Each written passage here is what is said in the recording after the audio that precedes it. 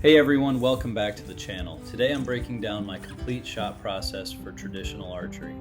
The exact sequence I use every single time I draw my recurve or longbow. If you've ever struggled with consistency, or you're just getting started with traditional bows and feeling overwhelmed, this video is for you.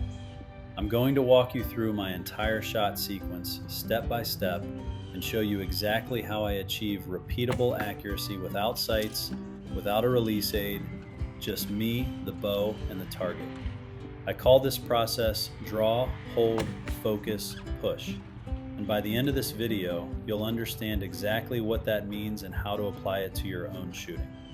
So let's jump right in. Before we get into the mechanics, there's a key principle to understand about traditional archery.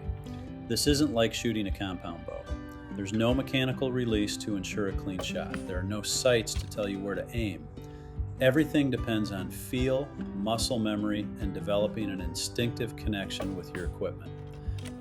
That might sound intimidating, but here's the beautiful part: simplicity. Traditional archery strips away all the complexity and gets back to basics. But, and this is important, that simplicity can be deceptive.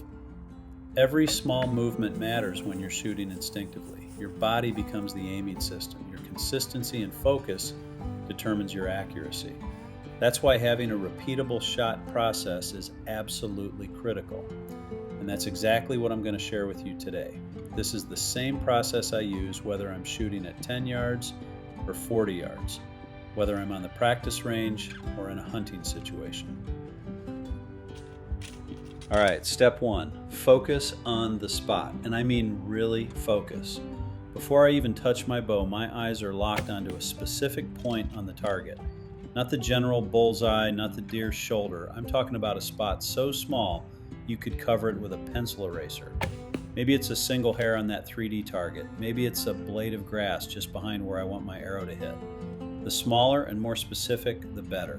Here's why this matters so much.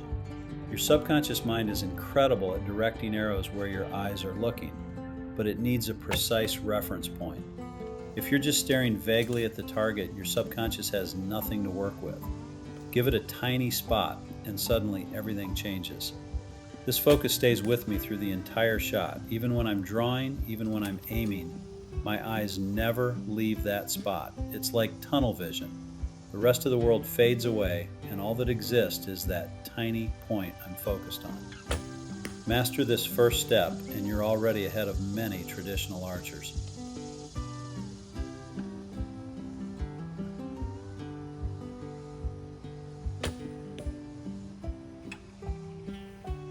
Step 2. Point the bow at the target. Now this isn't just casually raising your bow. There's a specific alignment I'm looking for here. As I lift the bow toward the target, I'm making sure my bow arm elbow is in line with the target and with my drawing arm. Imagine a straight line running from my back elbow through both shoulders and out through my bow arm to the target. That's the alignment I want. Here's a mistake I see all the time. Archers let their bow arm elbow point off to the side, or they collapse it inward. This destroys consistency because your draw length and anchor point change every single shot. Instead, I want that elbow pointed directly away from the target. My bow arm is extended but not locked. There's a slight, natural bend in the elbow. Think of it as creating a solid bone-on-bone structure that won't collapse under the bow's draw weight. And here's a key detail. I'm maintaining light fingertip pressure on the riser. Just enough to control the bow, but I'm not strangling it. A death grip telegraphs tension into the bow and ruins your accuracy. Get this bow arm position right and everything else becomes easier. Step 3. Full draw to my anchor point. This is where feel becomes everything. I pull smoothly and deliberately to my anchor, which is actually 3 anchor points working together. My index finger touches the corner of my mouth. My thumb rests along my jawbone, and the back fletching of the arrow, that feather, is just barely touching the tip of my nose. 3 points of contact, every single shot. Now here's what's critical. I'm not looking at my hand. I'm not looking at the arrow. My eyes are still locked on that spot on the target. I feel these 3 anchor points settle into place through muscle memory. With enough practice, you'll know immediately when something feels off, and you can let down and start over rather than forcing a bad shot. Let me give you another important tip here. Make sure the string sits deeper in your finger grooves, not up on your fingertips. This promotes a much cleaner release and helps prevent what we call the pluck, where your fingers pull away from your face during the release. You want that string settled nice and deep in those grooves. And remember, your elbow needs to stay in line.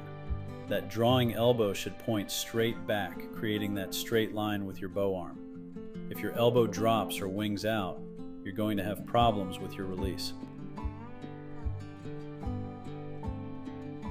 Step 4, aim and focus on the spot. Now we're at full draw and I'm refining my aim with the point of the arrow while maintaining that laser focus. For closer shots up to about 20 yards, I keep both eyes open while aiming. But for longer distances, between 30 to 40 yards, I usually close my non-dominant eye. This sharpens my focus and helps me better gauge the gap between my arrow point and where I want to hit. This is where traditional archery becomes almost meditative.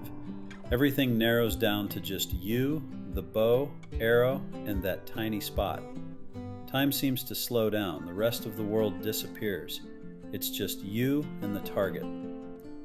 Now the aiming method you use, whether you're shooting instinctive, gap shooting, or using a fixed crawl, all of that works with this process.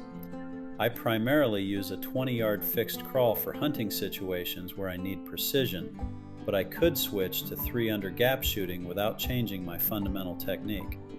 The shot process stays the same. And now we're at step 5, the most critical part, the push-pull release. This is where most traditional archers either succeed or fail, so pay close attention. The release is not about letting go of the string. That's a huge mistake, and I've done it many times in the past. Instead, I'm simultaneously pushing forward with my bow arm and pulling back harder with my drawing arm. I'm creating opposing forces, building tension, until the string simply slips off my fingers naturally. Think of it as pulling through the shot rather than stopping at full draw. My drawing hand continues moving backward even as the string releases, and it comes to rest somewhere behind my ear. This is what we call back tension, using the muscles of your back and shoulders rather than just your arms. This technique keeps the release clean and straight. When you pull through with back tension and your elbow stays in line, your fingers can't help but come straight back.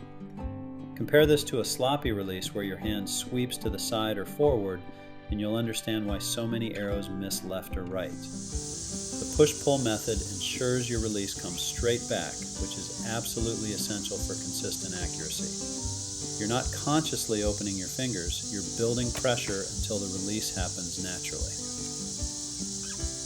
So let's put this all together. Draw, hold, focus, push. Focus on the spot. Point the bow with proper alignment. Draw to your 3-point anchor. Aim while maintaining focus on the spot. Push and pull through the release. This entire sequence might take 3 to 5 seconds. It might take 5 to 10 seconds, depending on the distance or the archer's experience level. What matters most is that it's consistent. Every single shot follows the same pattern. That's how you build the muscle memory that makes traditional archery feel natural. Here's my advice. Start with blank bail shooting. That means shooting into a large target at close range without worrying about where your arrows hit. This lets you concentrate purely on technique without the mental pressure of accuracy. Get the movements ingrained first. Make them automatic.